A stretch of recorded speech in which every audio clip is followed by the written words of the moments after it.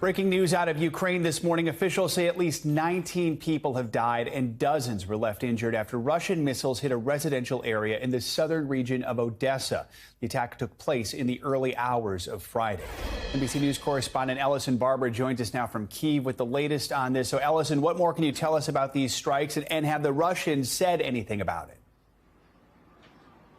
Hey, Joe. So right now we understand that rescue operations are still underway, and local officials say they fear there are still people trapped underneath the rubble. Russia routinely says, and they're saying this again now, that they do not attack or target civilians or civilian infrastructure.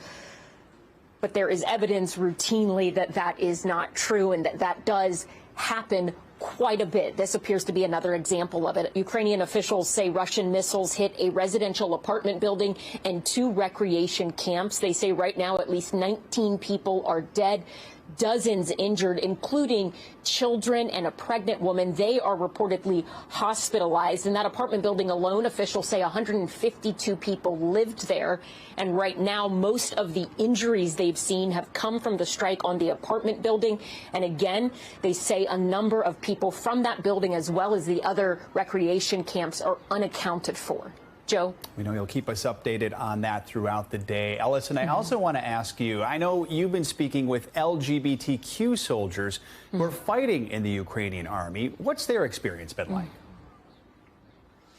Yeah, you know, for LGBTQ plus Ukrainians, particularly young Ukrainians, they tell us that they feel like this fight is a fight that is life or death for them every single day. We have spoken to a number of people serving openly in the military and also LGBTQ plus activists in Kyiv. And there are actually a lot of military members who are serving openly, not just amongst their peers, but literally wearing a patch to identify themselves as LGBTQ plus. They call themselves the Unicorn Battalion. It's an unofficial group, but they say they know by physically marking themselves with these patches and identifying as who they are, that if they were captured by Russian forces, it could very well mean that they are tortured, they are killed, that they would be treated, they say, very different than their straight counterparts. But they refuse to hide. We spoke to a combat medic who has served on the front lines.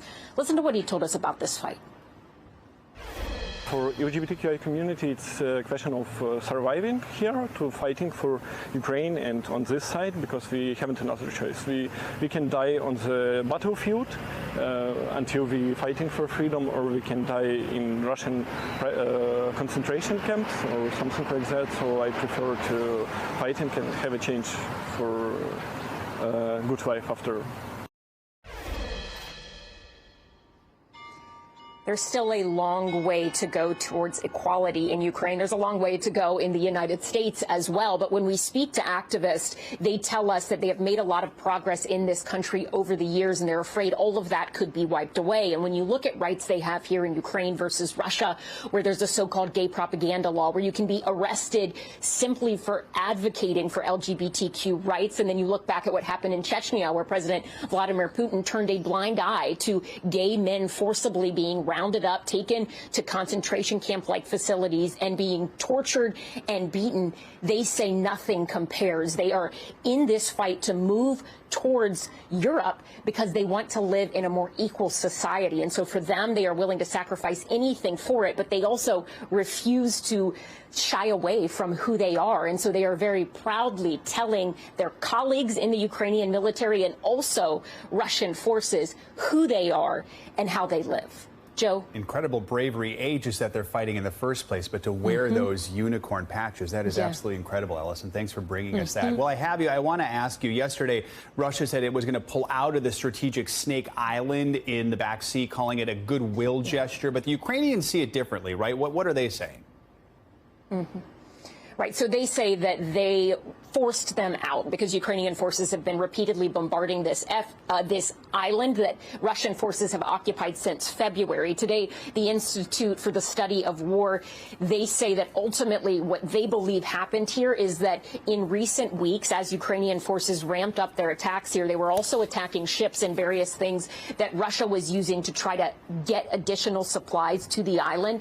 And because of all of that, they just forced Russia to leave. Kyiv. They say this is a strategic victory for Ukraine, not a gesture of goodwill, as Russia claims. It's not going to necessarily end the blockade as it relates to grain, but this is a significant win for Ukraine.